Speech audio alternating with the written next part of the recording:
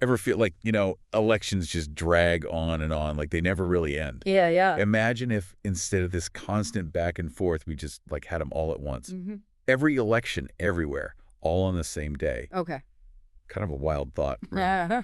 But that's, in a nutshell, what India is thinking about with this whole one nation, one election idea we keep hearing about. And the thing is, this isn't just some like thought bubble they're throwing around. Right. India's really serious about this. They've got their law commission putting together this massive report, handing it off to the president, and there's like this high-powered committee trying to figure out if it's even possible. So, not messing around then. Okay, but before we go any further, remind us why India even wants to change things up. It's not like their current system is completely broken, right? They've been a democracy for a while now, haven't they? Right, but think of it this way. Setting up elections is like, I don't know, putting together a giant, super complicated piece of machinery. Okay. Then you take it all down just to put it right back up again for the next election, and again and again. It's crazy expensive, and frankly, it's exhausting for everyone. India says these simultaneous elections, it would save them billions. Billions. Wow. That's money that could go to, well, everything else. Their second point, they say, voters are getting tired of all the elections. All the campaigning year after year, it just makes people tune out.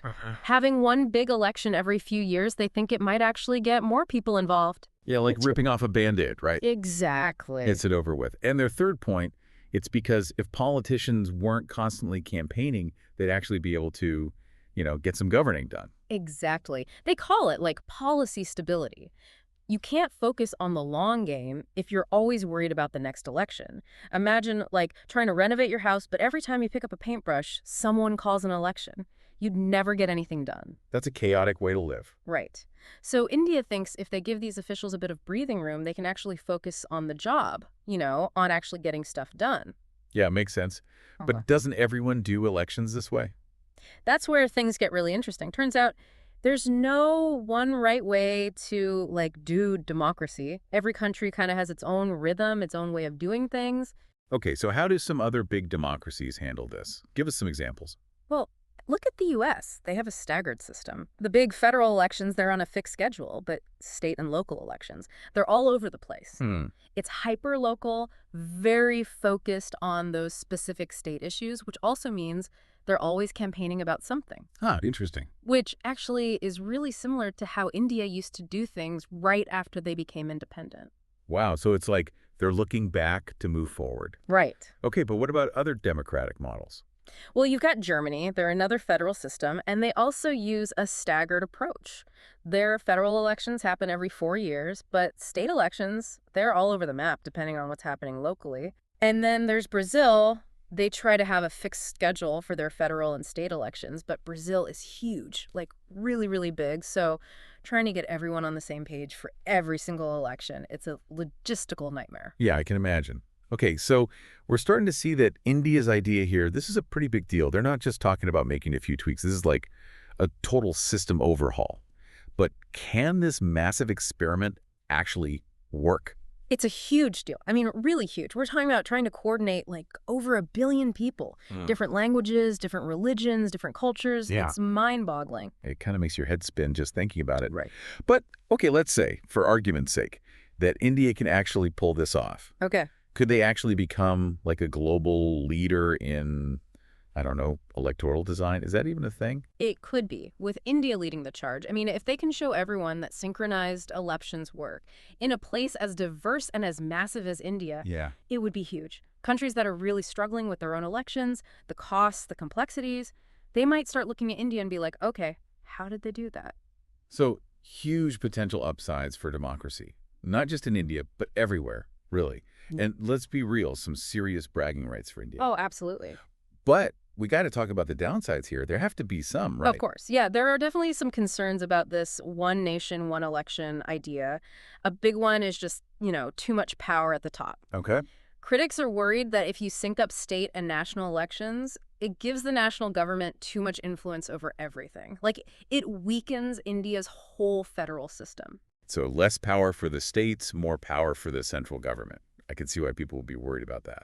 Exactly. And on top of that, there's this other concern about local issues getting lost in the mix. When Yeah. you have these big national elections, everyone's focused on the big picture stuff. Right. What happens to all those hyper-local issues, the things that really matter to people in specific states or regions? Right. It's like trying to have a conversation about, like, what color to paint your bedroom when everyone else is debating the meaning of life. Yes, They're exactly. both important, I guess, but maybe not at the same time. And then, of course, there's the whole challenge of just, making it happen. Amending the Indian Constitution, that's not easy. Right. You need a ton of political buy-in, and in a place as diverse as India, well, let's just say that's not always easy to come by. Yeah, it sounds like a political minefield. This high-level committee that they put together has their work cut out for them, for sure.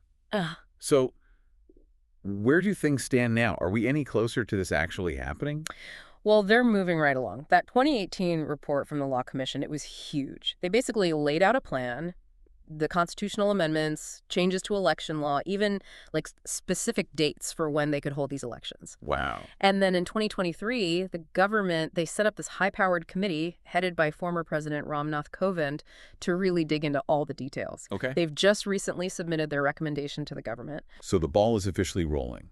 What's the public's reaction been? Are people excited about this? Terrified? Or are they just totally confused? So India's really shaken things up, but for our listeners who are thinking, okay, this is all very interesting, but like, why should I care about how India runs its elections?